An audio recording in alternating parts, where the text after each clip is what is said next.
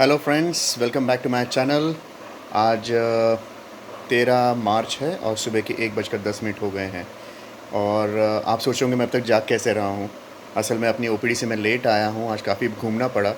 और आने के बाद मैंने जैसे प्रॉमिस किया था कि रोज़ एक इन्फॉर्मेटिव वीडियो आपके सामने लाऊंगा अपने चैनल की तरफ से।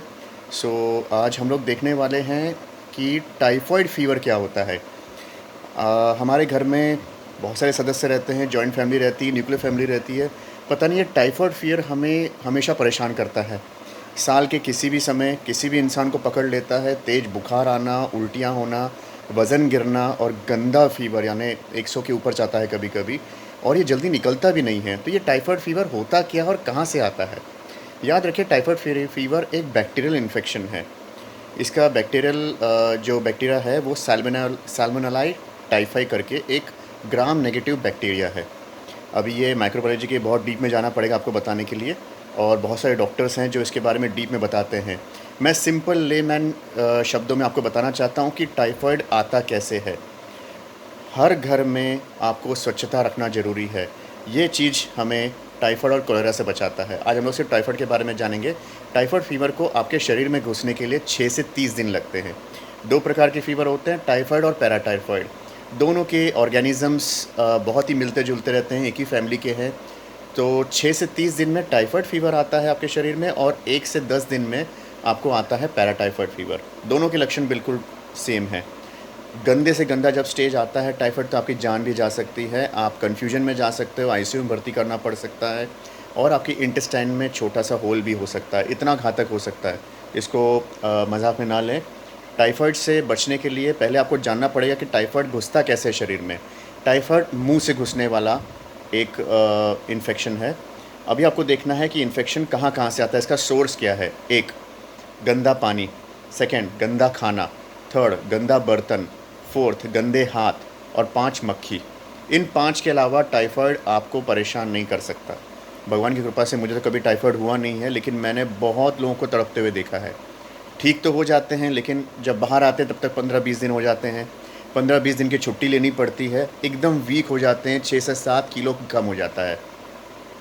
परेशानी आपको ही होती है। तो क्यों ना हम लोग ध्यान रखें इस बात का कि हम लोग जब भी कोई बर्तन में खाएं, ठीक साफ़ करके अच्छे से साबुन से धोकर, बिल्कुल शॉर्टकट ना अपनाएं। साबुन से धोकर बर्तन में खाना खाएं, साबुन से धुले हुए ग्लास से पानी पिएं, साबुन से धुले हुए हाथ से ही खाना खाएं। बाहर का खाना बिल्कुल बंद करें।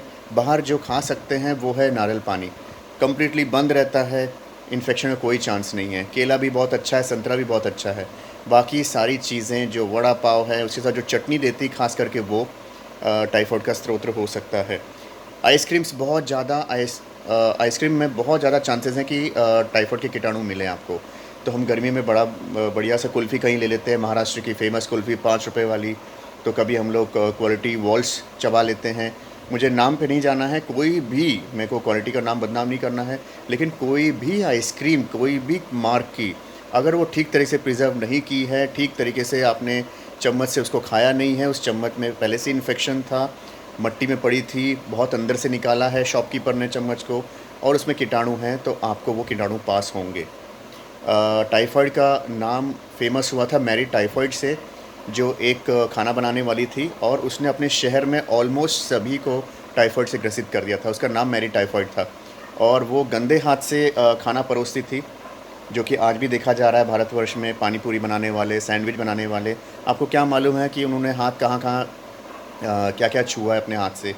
तो हमें तो मज़ा आ जाता है उनके खाने-पीने का, लेकिन ये नहीं मालूम कि आलू कितनी पुरानी है।